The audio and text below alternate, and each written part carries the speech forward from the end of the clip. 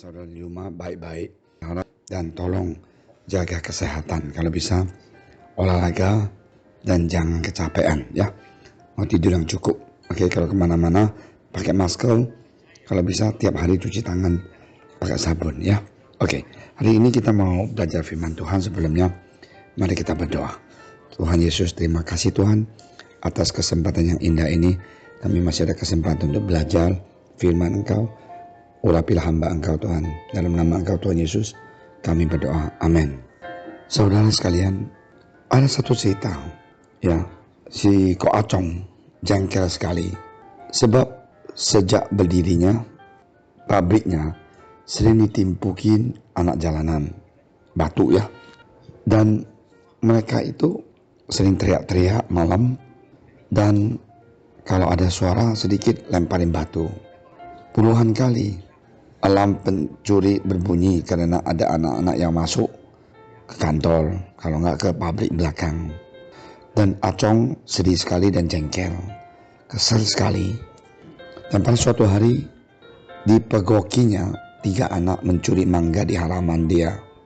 Acong naik darah, mau teriak mau pukul anak itu. Tetapi tiba-tiba dia ingat firman Tuhan, janganlah membalas kejahatan dengan kejahatan, lakukanlah apa yang baik bagi semua orang. Roma 12 ayat 7. Dan Acong marah, stres, tapi ingat ayat ini, dia diam. Akhirnya dia bicara sama istrinya, saya ingat ayat ini, pendeta pernah khotbah 2 minggu yang lalu. Janganlah membalas kejahatan dengan kejahatan, lakukanlah apa yang baik bagi semua orang. Dan akhirnya dibelinya lah tiap anak-anak 1 mangga sampai dinasihatin, lain kali minta saja jangan mencuri katanya. 2 hari kemudian 5 anak datang lagi minta mangga.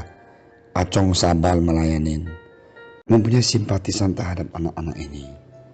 Ko Acong seorang pengusaha yang kemungkinan tidak ada kekurangan, tapi anak-anak ini mereka hidupnya minim sekali dan tidak ada kesempatan untuk belajar dengan baik. Dan akhirnya Ko Acong minta satu karyawan dia mengajar mereka baca dan tulis. Dan akhirnya pabriknya Ko Acong ini jadi aman, tidak ada yang ganggu. Puluhan anak setiap hari sore datang ya untuk belajar main di halaman pabrik dia. Lebih lagi anak-anak jalanan bisa belajar mengenal kasih Tuhan Yesus. Saat orang berbuat jahat, biasanya kita ingin membalas, ya bukan? Saya masih ingat, saya kesal dengan satu orang teman saya waktu saya kuliah. Karena orang ini gak tahu diri. Kita kepengen membalas dia atau ngeredekin dia atau mempojokkan dia. Waktu itu saya belum kenal Tuhan. Tetapi sesudah kita kenal Tuhan, mulailah kita sadar bahwa kita tidak boleh begitu. Kita harus berubah. Akhirnya saya baik dengan dia, melayani dia, menjadi sahabat dengan dia. Akhirnya teman kita ini bertobat dan terima Yesus. Karena itu saudara sekalian, sebelum kita bertobat, ya orang lain berbuat jahat, kita senang sekali untuk membalas atau mengeredekin, mempojokan dia. Tetapi sesudah kita bertobat, kita jangan begitu. Ya kadang-kadang kita merasakan terganggu, terluka karena dia jahat, nggak tahu diri. Tapi jangan kita membalas. Kalau kita membalas sebelum bertobat, kita membalas itu kita merasakan kita puas, ya bukan? Kalau dulu sebelum kenal Yesus, kalau orang jahat kita jahatin, senang kita. Namun sesudah kenal Tuhan tidak boleh. Karena pembalasan membuahkan pembalasan, melahirkan lingkaran dendam tak berkesudahan. Rasul Paulus memberi saran radikal, berbuat baiklah pada musuhmu. Tetapi jika seterumu lapar, belilah dia minum. Dengan berbuat demikian, kamu menumpukan bara api di atas kepalanya. Nah inilah saudara sekalian yang saya mau sampaikan. Kita harus berubah, ikuti firman Tuhan, taat kepada firman Tuhan. Jangan kita seperti orang yang belum bertobat, senang sekali membalas dendam. Ya, orang Chinese paling suka nonton film kungfu. Kenapa? Karena suka balas. Itu dari dulu saya kecil saya sudah baca buku itu. Dia bunuh bapaknya, dia bunuh anaknya, anaknya bunuh lagi cucunya, dan terus menerus. Nah, inilah filosofi orang Chinese yang banyak menonton film Usuk dan Shaolin. Apa yang terjadi? Balas dendam, akhirnya turun-temurun, ribut terus. Tetapi pengajaran Kristen beda sekali. Tindakan kasih tanpa pamrih berkuasa menghancurkan hati lawan, mengubah dendam menjadi pengampunan. Kita bertanya, lantas bagaimana dengan kejahatan mereka? Tidakkah mereka harus menerima hukum setimpal? Soal pembalasan, kata Rasul Paulus, serahkan saja pada Tuhan. Saudara-saudaraku yang kekasih, janganlah kamu sendiri menuntut pembalasan, tetapi berilah tempat kepada murka Allah. Sebab ada tertulis, pembalasan itu adalah hakku, akulah yang akan menuntut pembalasan. Firman Tuhan, Roma 12 ayat 19. Memang tidak mudah, namun hasilnya itu pasti indah. Cobalah saudara sekalian, jangan kita membalas kejahatan dengan kejahatan.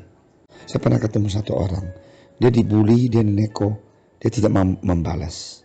Akhirnya orang yang membuli dia itu merasakan dia salah banget. Karena pada suatu hari, orang yang suka membuli dia itu jatuh naik sepeda. Dan orang yang sering dibuli itu datang membantu menggendong dia, bawa dia ke klinik. Dan orang yang membuli itu merasakan sungguh gak enak, padahal dia suka bully orang ini. Dan akhirnya dia ditolong oleh orang yang sering dia bully. Akhirnya mereka jadi sahabat yang baik. Karena itu, janganlah kamu kalah terhadap kejahatan, tetapi kalahkanlah kejahatan dengan kebaikan. Roma 12 ayat 21. Inilah yang paling indah saudara sekalian. Jadi anak Tuhan, taat di firman Tuhan, hidup kita akan berarti, hidup kita akan bersinar, hidup kita akan merubah, mengimpact orang lain. Ya, Tuhan berkati.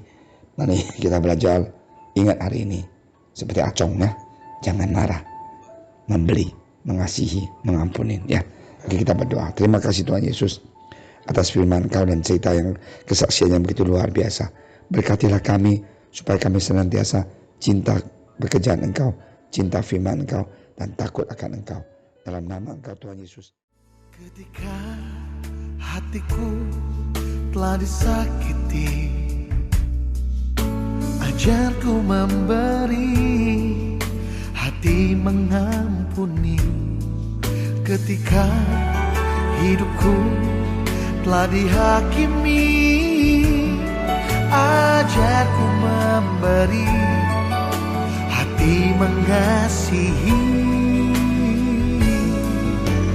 Ampuni bila kami tak mampu mengampuni yang bersalah kepada kami, seperti hati Bapa mengampuni, mengasihi, tiada pamrih.